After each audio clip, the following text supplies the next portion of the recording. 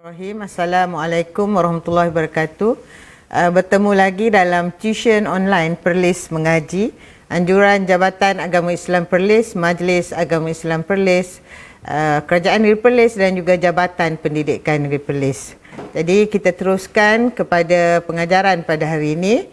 Okey, pada hari ini cikgu akan masuk lagi dalam Sebatian Karbon. Jadi kita akan ada dua subtopik dalam Sebatian Karbon. Yang pertama adalah subtopik 44, kelapa sawit dan kepentingannya terhadap pembangunan negara. Okey, anak-anak sekalian, kalau diperhatikan di sini, ini adalah menunjukkan pokok kelapa sawit. Sebab di Perlis ni jarang kita jumpa pokok kelapa sawit ni ya. Jadi beri perhatian ya. Begini rupanya pokok kelapa sawit. Baik, apakah kepentingan pokok kelapa sawit ni kepada kita? Di Malaysia, ya, buah kelapa sawit ya penting untuk menghasilkan terutamanya minyak kelapa sawit. Okey. Ini adalah antara pengeluaran ya hasil tanaman yang paling utama di Malaysia ya. Okey, seterusnya mari kita sama-sama tonton ya video ini.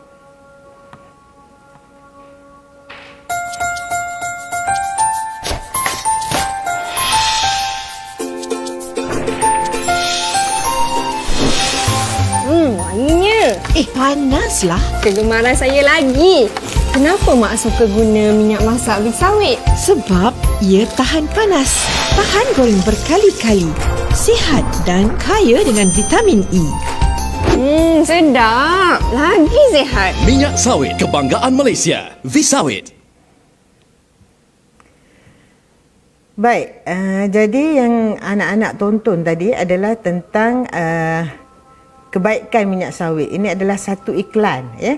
Sebab itulah cikgu hari itu ada menyebut tentang kadang-kadang ada topik-topik dalam mata pelajaran sains ni yang ada dalam media massa. Jadi contohnya macam pencemaran plastik, pencemaran udara, ya, yang ni minyak sawit ya. Juga ada dalam iklan-iklan dan ada dalam media massa. Okey. Okey, kita teruskan. Okey, ini adalah buah kelapa sawit. Jadi buah kelapa sawit ni terdiri daripada gugusan-gugusan. Dia banyak buah. Lebih kurang 500 biji dalam satu tandan. Satu tandan yang besar itulah. Ya? Jadi ada lebih kurang 500 biji. Jadi satu biji buah kelapa sawit yang kecil tu kalau dipotong dia akan menjadi seperti mana yang terdapat di penjuru atas sebelah kanan ni. Okey, yang ni. Okey. Okey, kenapa cikgu tunjukkan kerata rentas bagi buah kelapa sawit? Sebab dalam sukatan pelajaran kita kena tahu struktur buah kelapa sawit. Jadi yang pentingnya bagi buah kelapa sawit ni bahagian dalamnya terdiri daripada 3 bahagian. Jadi anak-anak mesti kenal pasti ketiga-tiga bahagian tersebut. Jadi bahagian yang pertama yang kita kenali sebagai mesokarp ataupun sabut ya. Itu bahagian yang dalam ya, bahagian yang dalam yang mengandungi minyak yang paling banyak sekali ya. Minyak kelapa sawit yang paling banyak adalah di bahagian sabut atau mesokarp. Yang seterusnya ya adalah di bahagian tengah iaitu tempurung ataupun dikenali sebagai tempurung ya.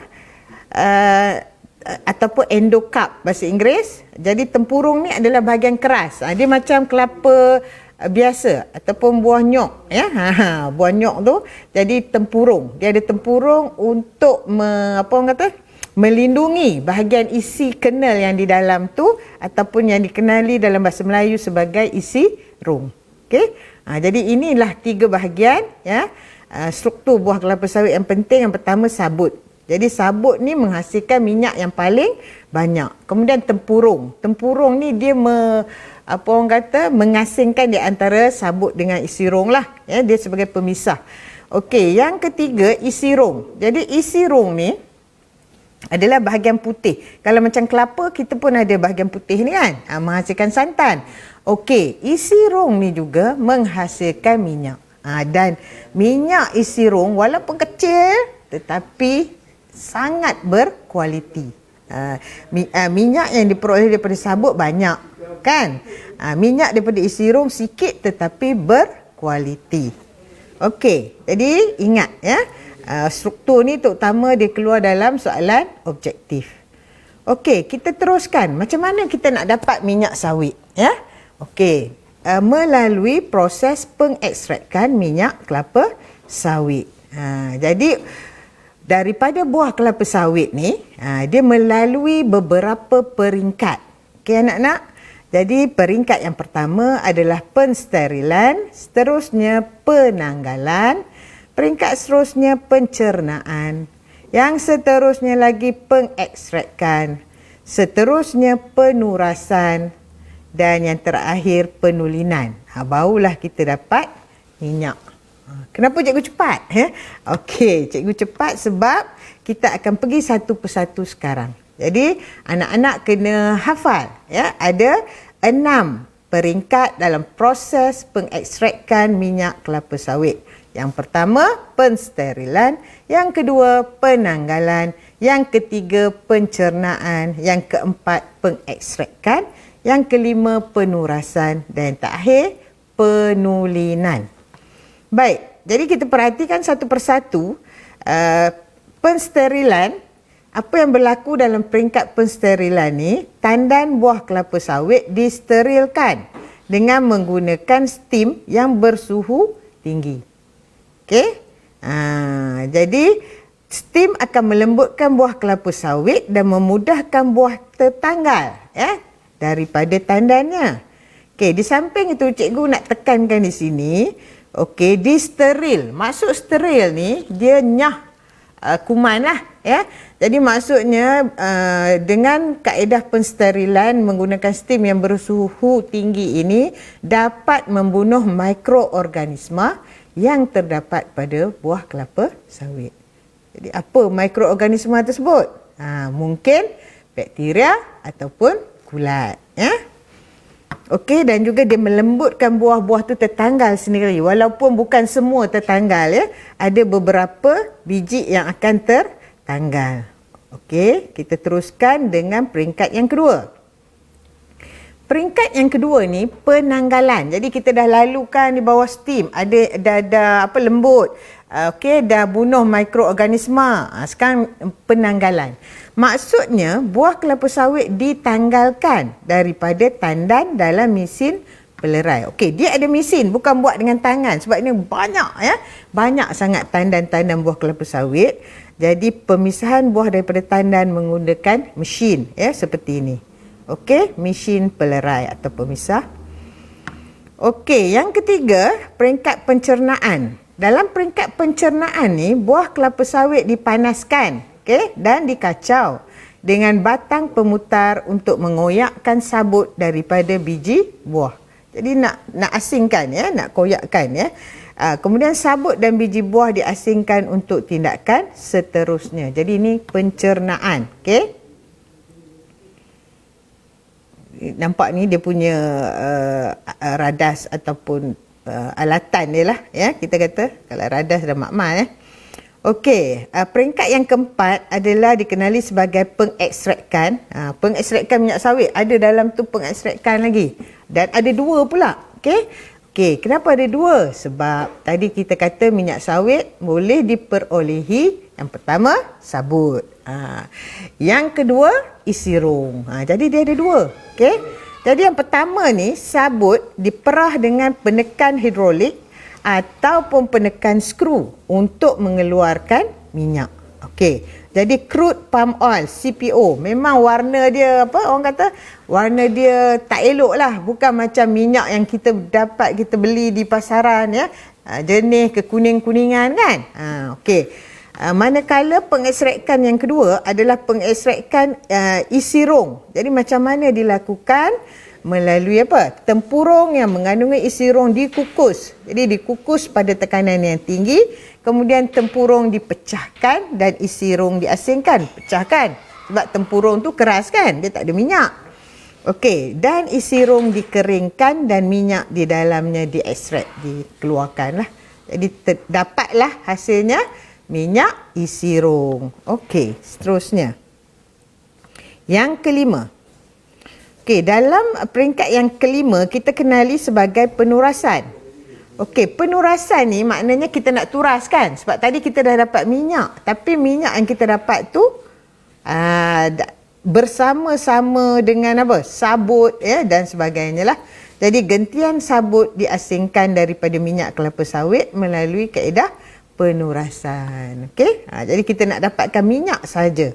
Okey? Okey, dah dapat minyak tadi kena tulenkan pula. Okey, jadi kita kena tulenkan minyak yang kita perolehi tadi seperti berikut. Okey, yang pertama, asid fosforik ditambah untuk menghilangkan kotoran. Kotor kan minyak tadi, dia macam apa, color merah-merah, tak merah kan? Macam pink-pink ada. Okey, yang kedua, minyak dilunturkan melalui pemvakuuman. Okey. Dan juga ada juga yang menggunakan karbon yang diaktifkan. Okey? Jadi kita lunturkan, kita nak bersihkan minyak, nak dapat minyak yang suci tadi. Okey? Jadi kita gunakan karbon yang diaktifkan. Dan yang ketiga, steam dialir untuk menyingkirkan asid yang menyebabkan minyak menjadi masam. Okey. Jadi tulen lah, kita akan dapat minyak yang tulen. Ni dia minyak yang tulen ni sebagaimana ni, cantik kita nampak minyak ni kan. Okey, ya. Boleh? Okey, jadi pelajar kena ingat ya, anak-anak kena ingat bahawa dalam proses pengekstrakan minyak kelapa sawit terdapat 6 peringkat, iaitu pensterilan, penanggalan, pencernaan yang ketiga, yang keempat pengekstrakan, yang kelima penurasan dan yang keenam penulinan. Okey. Seterusnya, kegunaan minyak kelapa sawit. Tadi kita dah tahu macam mana nak hasil minyak kelapa sawit kan? Jadi apa kegunaannya? Adakah kita gunakan sekarang? Ya, kita gunakan dalam pembuatan margarin, dalam pembuatan minyak masak yang paling banyak kan, ya. Okey, seterusnya dalam pembuatan kek, dalam pembuatan coklat, dalam pembuatan aiskrim, dalam pembuatan susu pekat, dalam pembuatan minyak sapi. Ini semua edible uses, ya, kegunaan-kegunaan yang boleh dimakan. Ada lagi, ya. Seterusnya yang tak boleh makan, lilin pun dibuat dari minyak kelapa sawit. Kosmetik seperti lipstick, ya, gincu bibir kan, dan krim dibuat daripada kosmetik, ya. Ini kapsul vitamin E boleh dimakan, ya. Jadi untuk meletakkan ubat-ubat, ya, yang dalam keadaan cecair, ya, seperti vitamin E, minyak ikan dan sebagainya digunakan untuk membuat kapsul ubat. Okey. Seterusnya digunakan untuk membuat minyak pelincir, ya. Sabun dan bahan pencuci, okey, dan juga dakwat percetakan. Jadi inilah dia kegunaan-kegunaan minyak sawit dalam kehidupan seharian. Mudah kan? Okey, sekarang kita pergi kepada khasiat minyak kelapa sawit pula. Jadi yang pertama, minyak kelapa sawit ni adalah lemak tak tepu. Jadi bila lemak tak tepu, dia berasal daripada tumbuh-tumbuhan kan. Dah belajar yang sebelum ni, ya. Lemak tepu, lemak tak tepu. Okey, seterusnya, ya, mengandungi vitamin E. Seterusnya, tiada kolesterol. Okey, minyak sawit tiada kolesterol, mengandungi beta karotin atau beta karotina, mengandungi vitamin A, bagus untuk mata kan, vitamin A, seperti carrot. Tapi cikgu nak bagi tahu bahawa kelapa sawit ni, yang mentah tu, kandungan beta karotinnya lebih banyak daripada carrot, ya. Dan akhirnya mencegah kanser sebab dia ni adalah mempunyai antioksidan yang sangat tinggi, ya. Vitamin A, E tu awet muda, ya. Jadi gunakanlah minyak kelapa sawit, ya. Kita tak boleh minum gitu aja kan. Jadi kita kena guna dalam masakan dan sebagainya lah. Okey, next. Okey, penyelidikan kelapa sawit. Siapa ataupun apakah agensi-agensi yang terlibat dalam R&D penanaman dan perusahaan kelapa sawit? Jadi kita perlu tahu, ya, Lembaga Minyak Sawit Malaysia MPOB ataupun Institut Penyelidikan dan Kemajuan Pertanian Malaysia MARDI Yang ketiga, Lembaga Tanah Persekutuan Felda, dan yang terakhir yang keempat adalah Lembaga Penyatuan dan Pemulihan Tanah Persekutuan ataupun Felkra. Jadi ada 4 agensi yang terlibat dalam penyelidikan kelapa sawit. Okey? Kenapa ke cikgu? Ya, kena tahu. Ya. Inilah agensi yang bertanggungjawab ya dalam R&D. Okey, jadi ini adalah dia punya apa orang kata MPOB, Mardi, design dia lah ya, Felkra, Felda, ada 4 ya. Okey. Jadi aktiviti penyelidikan dan pembangunan kita lebih spesifik kepada MPOB ya. Dalam aktivitinya, antara aktivitinya adalah yang pertama meningkatkan kualiti dan produktiviti pokok kelapa sawit. Okey. Yang kedua, mengoptimumkan penggunaan tanah untuk penanaman pokok kelapa sawit. Dia daripada tanah, pokok, seterusnya buah yang terhasil sehinggalah kepada minyak. Okey, yang ketiga, aktiviti ini dapat mengembangkan dan memperbaiki kegunaan semasa minyak kelapa sawit. Bagi lagi kegunaan-kegunaan yang lain pula. Kemudian mencari kegunaan baharu bagi minyak kelapa sawit, bagi kegunaan yang lain macam cikgu kata tadi. Tadi kembang kan. Yang ni cari kegunaan baru ya. Dan yang terakhir, menyebarkan maklumat khasnya tentang kebaikan dan kegunaan minyak kelapa sawit dalam pasaran antarabangsa. Kita dah pergi kepada antarabangsa dah ya. Minyak kelapa sawit ya, jadi dipasarkan ke seluruh dunia. Jadi kena sokong lah ya. Kita kena sokong negara kita sebagai penyebar ataupun penyebar maklumat tentang kebaikan minyak kelapa sawit, dan dengan cara kita pun menggunakanlah minyak kelapa sawit. Okey, jadi apakah potensi selain daripada yang disebutkan tadi ya, kegunaan kelapa sawit ni? Jadi bila dibuat R&D, bahawa didapati minyak kelapa sawit ni boleh juga dijadikan sebagai biodiesel ya. Ini saintis-saintis di Malaysia lah buat kajian, didapati boleh menggantikan petrol ya, untuk digunakan dalam kenderaan. Jadi kalau digunakan biodiesel, didapati gas-gas exhaust yang keluar ya selepas pembakaran tu mengandungi kurang karbon dioksida dan juga kurang sulfur dioksida yang keluar lah. Jadi maknanya mesra alam dan tidak mencemarkan alam sekitar. Selain daripada ni banyak lagi lah. Memanglah dia punya hampas-hampas ya, kelapa sawit tu dijadikan pellet makanan haiwan kan. Kemudian dia punya pelepah-pelepah ya, pokok sendiri ya, yang dah tak boleh digunakan tu dijadikan sebagai papan untuk buat perabot, dijadikan sebagai kertas dan sebagainya. Tapi potensi kegunaan yang utama, potensinya sebagai biodiesel. Habis kepada satu satu subtajuk. Cikgu nak teruskan lagi kepada subtajuk yang kedua, iaitu dalam subtajuk 4.5, proses pembuatan sabun daripada minyak dan tindakan pencucian sabun. Sebelum kita pergi dengan lebih jauh, jadi sabun ni sebenarnya nak buat dia dengan menggunakan lemak ataupun minyak.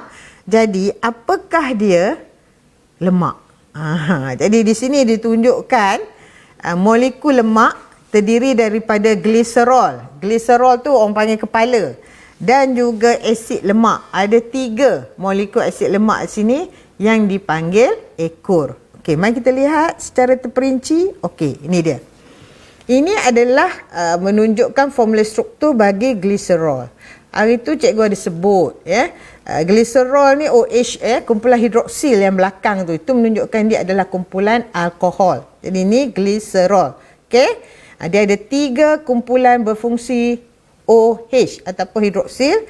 Manakala bagi asid lemak ni setiap satu molekul asid lemak tu terdiri daripada rantai yang panjang hidrokarbon dan juga ada kumpulan karboksil COO di belakang.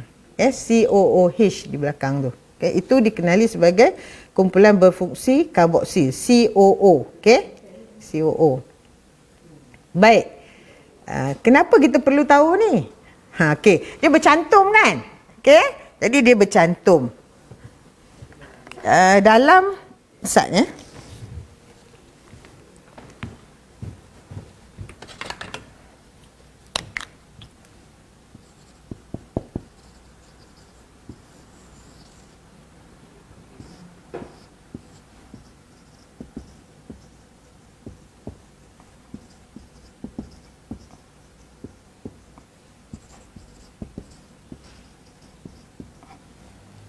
Okey, ini adalah menunjukkan struktur bagi molekul lemak ataupun minyak. Sebab kita akan gunakan lemak ni untuk menghasilkan sabun. Okey, dia dia menjadi satu lah, ya. Dia ada ikatan lah di antara gliserol dengan asid lemak. Jadi apabila lemak ni keseluruhan lemak ni ester kita kata kan, bertindak balas dengan alkali, dipanaskan, jadi maka dia akan memutuskan, dia separate, ya, dia akan terputuslah. Jadi kita panggil hidrolisis alkali. Jadi dia terpisah, nanti dia terpisah. Okey, kita teruskan dulu.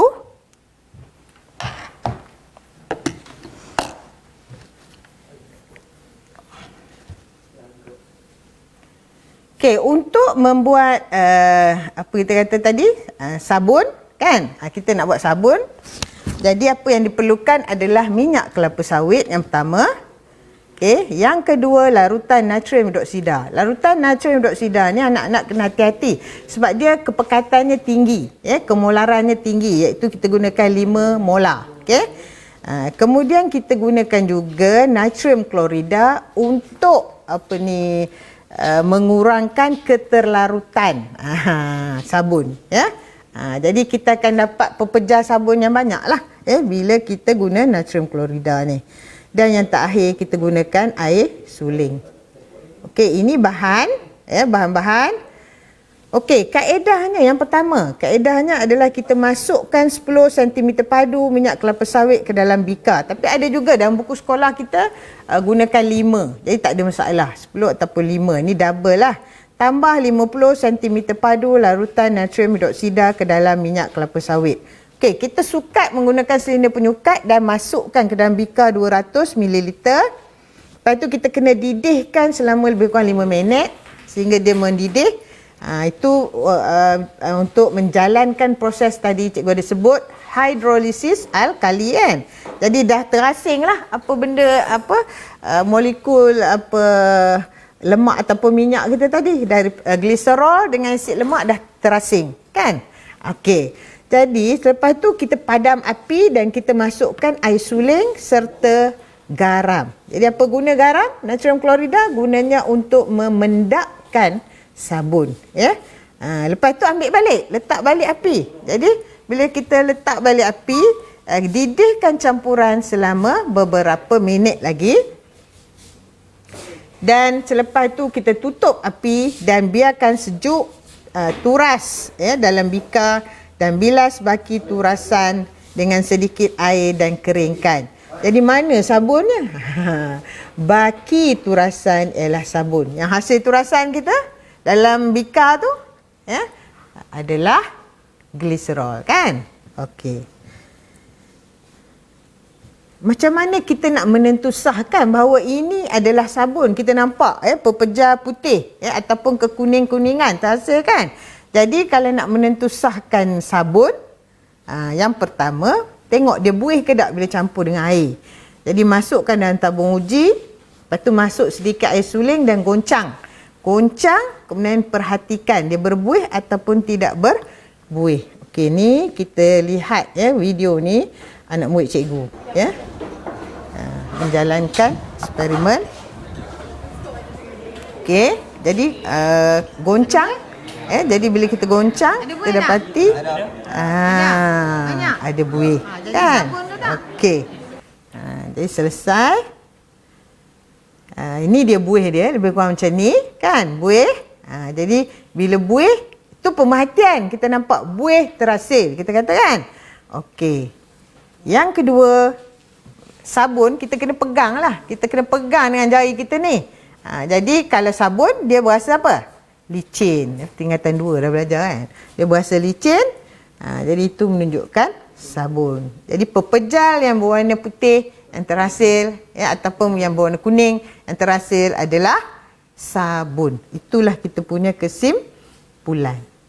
Okay. Jadi proses ni tadi cikgu ada sebut hidrolisis alkali kan. Jadi proses pembuatan sabun ni juga dikenali sebagai proses saponifikasi. Sapo maksudnya sabun. Jangan tulis sabonifikasi. Ada juga orang tulis sabunifikasi. Salah. Saponifikasi.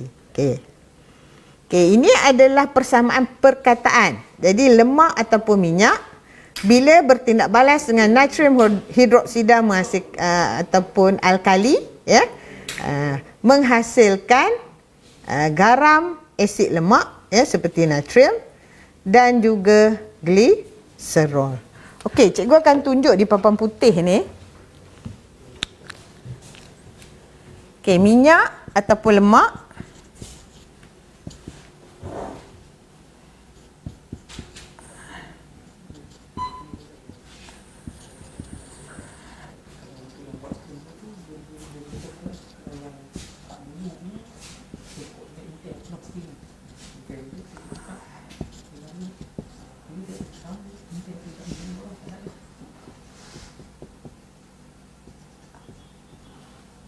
Okey, jadi apa yang cikgu tulis di papan putih ni? Okey, yang pertama minyak. Minyak ni adalah minyak, satu contoh lemak lah yang kita gunakan apabila bertindak balas dengan natrium hidroksida. Dan kita ingat minyak ni ataupun lemak ni adalah ni. Tadi dia dah terasing kan? Dia dah terasing. Jadi sekarang ni asid lemak tu dia begini.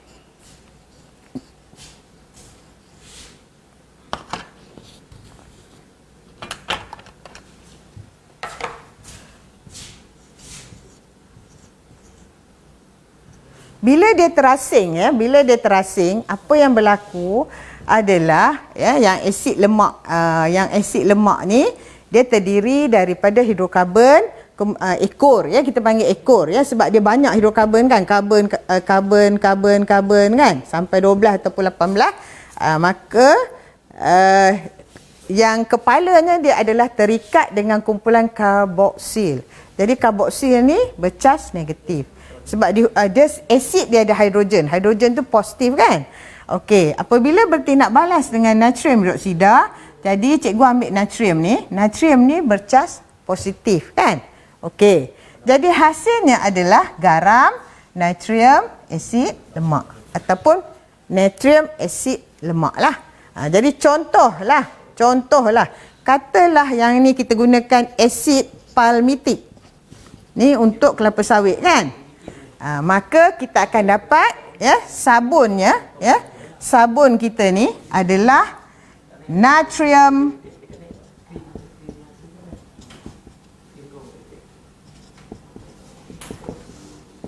palmitat. Okey. Tapi kamu tak perlu tahu dengan lebih terperinci. Ini pelajar kimia yang kena tahu kan. Okey, yang pentingnya kamu tahulah bahawa asid lemak ni, contoh asid lemak adalah asid palmitik. Dia ada asid stearik, asid linolik kan. Tapi kamu tahu ni, asid palmitik. Sebab tu ada sabun nama dia Palmolive kan. PAM Okey, jadi bila bertindak balas dengan alkali, natrium hidroksida, maka dia akan bertindak balas lah. Hasilnya adalah garam asid lemak. Jadi natrium palmitat. Jadi maknanya garam asid lemak. Garam asid lemak tu adalah sabun. Okey? Jadi apabila minyak natrium hidroksida, hasilnya adalah sabun. Kita senang aja. Minyak yang cikgu bulat ni tengok. Minyak campur dengan natrium hidroksida, bertindak balas dengan natrium hidroksida, hasilnya adalah sabun dan gliserol. Jadi inilah yang kita perlu tahu dalam persamaan proses saponifikasi. Okey, sambung.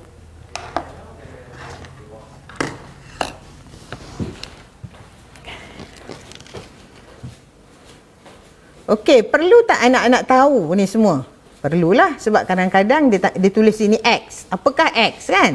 Oh, alkali. Apa yang boleh menggantikan natrium hidroksida? Kalium hidroksida. Dia mesti alkali apa? Alkali kuat kan? Sebab ada juga alkali lemah. Jadi alkali yang kita gunakan dalam proses saponifikasi adalah alkali kuat seperti natrium hidroksida dan juga kalium hidroksida. Okey. Dan hasilnya adalah garam, asid, lemak ataupun sabun. Senang kata sabun, Lemak campur alkali, hasilnya adalah sabun. Okey, kita teruskan. Okey, dah kita hasilkan sabun, memanglah sabun tu kita tak dapatlah dalam bentuk yang sebagaimana kita beli, wangi dan sebagainya. Sebab yang kita beli itu, yang dah siap di kilang tu telah dicampur dengan aksesori-aksesori seperti pewarna, pewangi kan. Pengering kan, tak bagi dia lembap dan sebagainya. Okey, jadi sekarang kita nak tengok macam manakah tindakan pencucian oleh sabun. Dia nak cuci apa?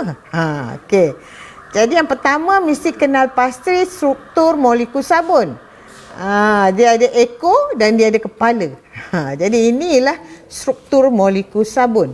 Bahagian kepala dikenali sebagai hidrofilik, maksudnya love water, dia suka air.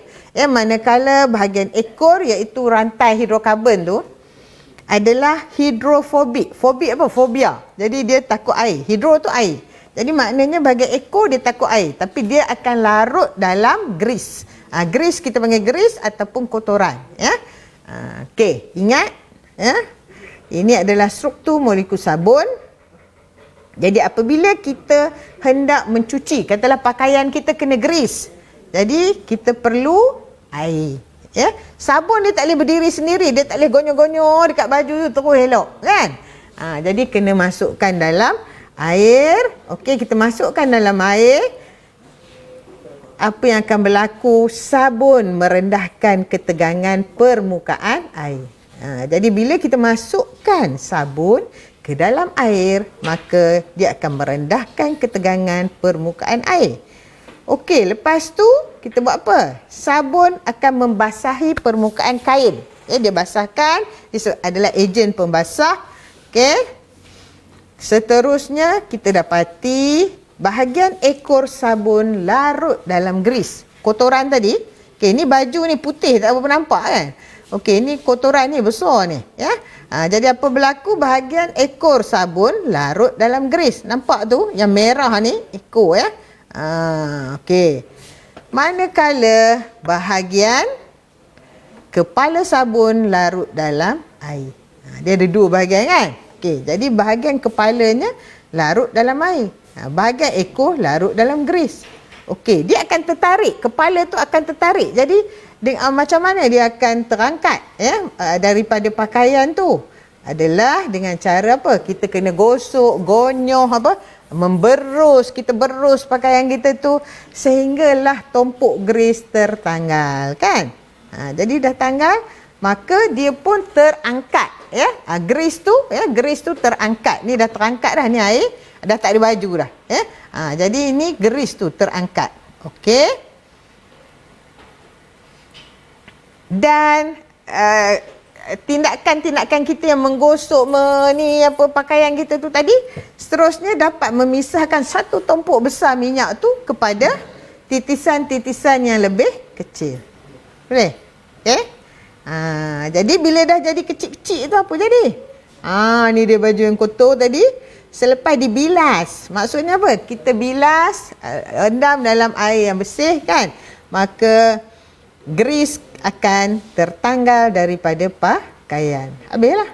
Okey, mudah aja kan? Cuma kita kena tahu step-step dia tu, apa yang berlaku. Okey, cikgu tunjuk satu contoh soalan, kita pergi cepat okey, sebab masa tak mengizinkan. Okey, soalan SPM 2018. Rajah 6 menunjukkan keratan, bukan keratin tu tersilap, typo. Keratan rentah bagi sebiji buah kelapa sawit. Jadi ditunjukkan sini ada sabut, ada isi rong tempurung. Berdasarkan rajah 6 menyatakan bahagian yang mengandungi minyak yang paling berkualiti. Tadi cikgu dah ajar kan? Apa dia? isi rong ataupun kena. Okey, 1 markah. Okey, yang kedua, lengkapkan carta alir bagi proses pengekstrakan minyak kelapa sawit. Jadi ada dua markah untuk diisi dua. Tadi kan cikgu dah kata ada 6. Okey, yang pertama pensterilan, yang kedua penanggalan, 3 pencernaan, 4 apa? Pengekstrakan. Oh, cikgu tanya, cikgu jawab. Okey, 2 markah. Okey, pensterilan, pengekstrakan. Baru 3 sebab ini soalan kertas 2 bahagian ni Okey, 3 markah lagi.